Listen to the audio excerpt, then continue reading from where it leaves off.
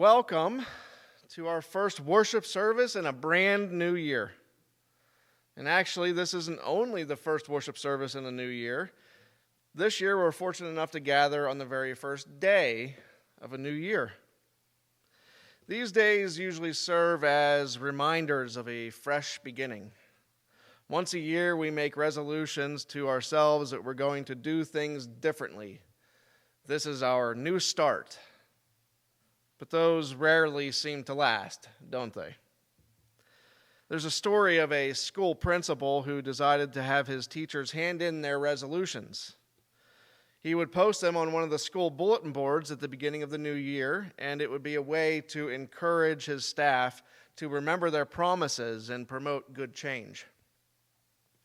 But as he walked into school on that first day of the new year, he was met with quite a bit of commotion around the resolution board. As he approached it, one of the teachers was causing quite a fuss because her resolution wasn't on the board. "She turned it in," she exclaimed. "Did the principal miss it?" So the principal went to his office, and lo and behold, her resolution was there in his inbox. He had indeed missed it after all. But he was astonished when he read it because her resolution was to not let the little things bother her this year.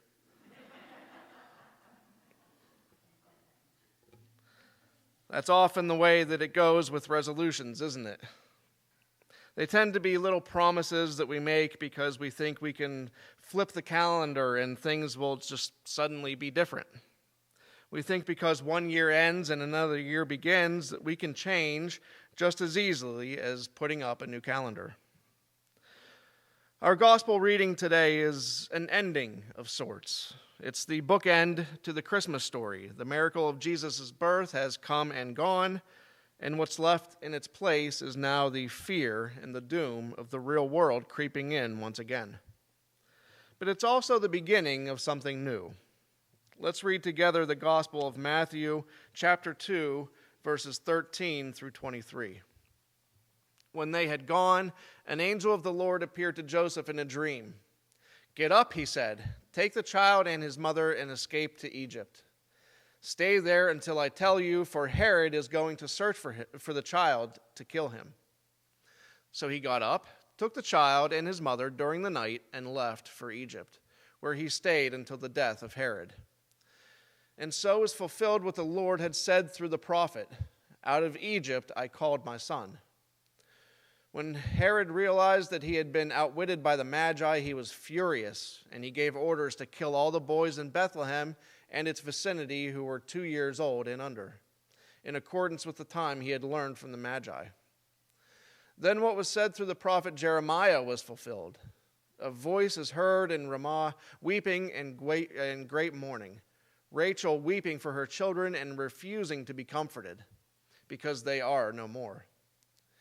After Herod died, an angel of the Lord appeared in a dream to Joseph in Egypt and said, "Get up, take the child and his mother, and go to the land of Israel, for those who were trying to take the child's life are dead." So he got up, took the child and his mother, and went to the land of Israel.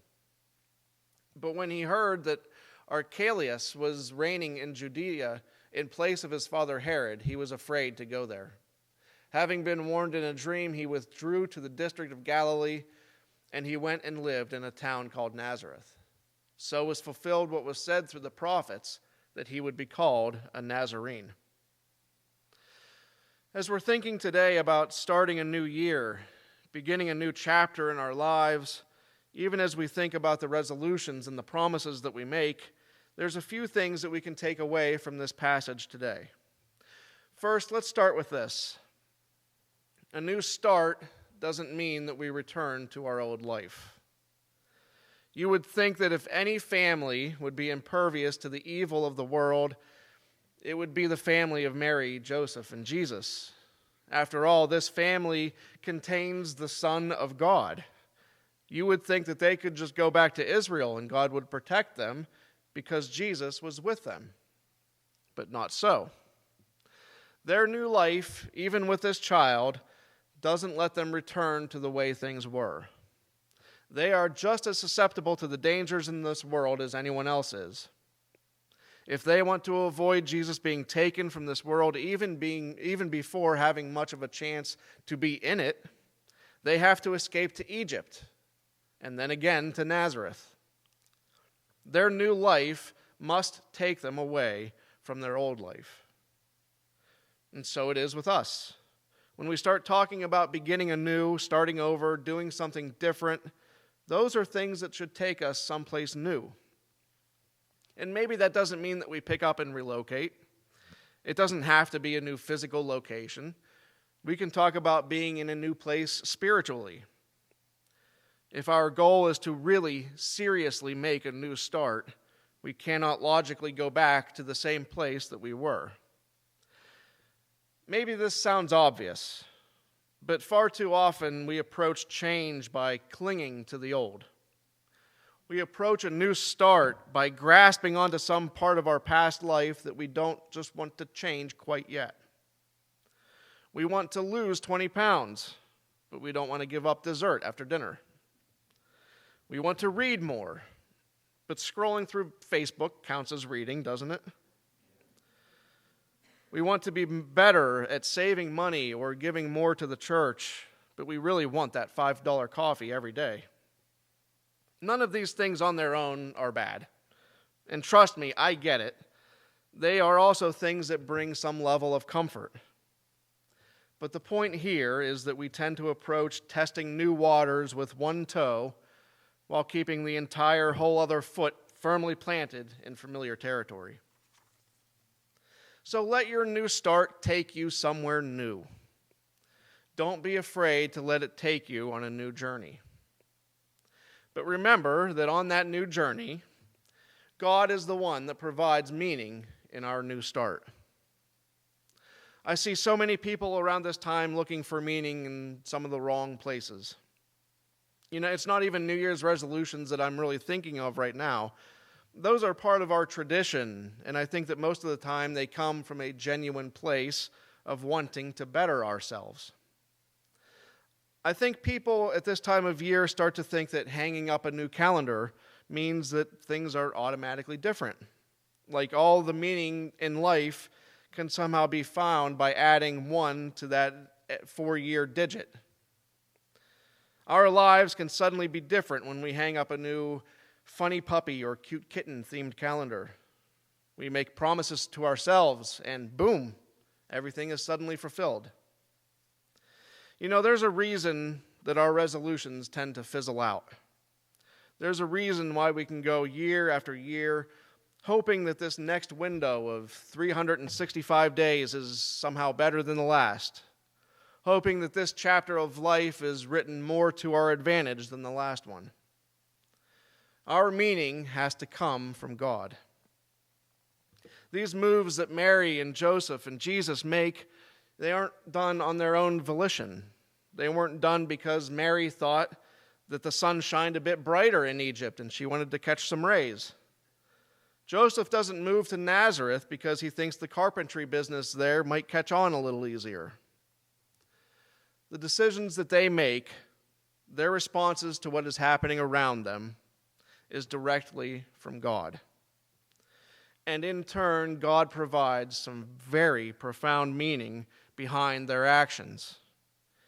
Each time they move, whether they knew it or not, they were fulfilling prophecies of old. Now, they were moving to keep their child safe because that's what they were told to do. But the meaning behind their moves ends up being much deeper than that. Each step they take was further confirmation that this was indeed the child of God. Now, we might not be fulfilling prophecies nowadays. The meaning behind our new beginnings might not be quite as profound. But whether we know it or not, when we let God provide the meaning in what we do, we may be fulfilling some part of His plan for our lives.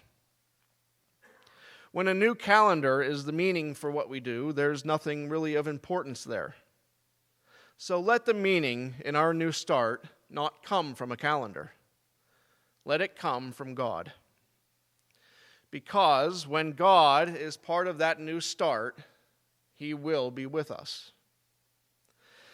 Setting off on something new can be unsettling. You're facing the unknown, and with the unknown comes variables that we can't foresee. As human beings, that doesn't always sit well with us. We tend to like to have an idea of how things may turn out before we take that leap. Mary, Joseph, and Jesus are facing the unknown here. They have already been through quite a lot, and now they are told that if they want this child to live, they need to get up and leave right now. They have to go to a new land, find a new way to make a life right now. And then when things seem better, they have to do it all over again. But God never once abandons them. He never leaves them to their own devices. He doesn't even let them keep up on the news on their own. God sends an angel to let them know where and when and why they need to go.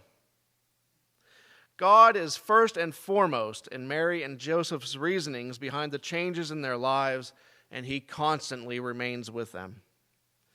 And that promise that God will remain isn't just for this special family.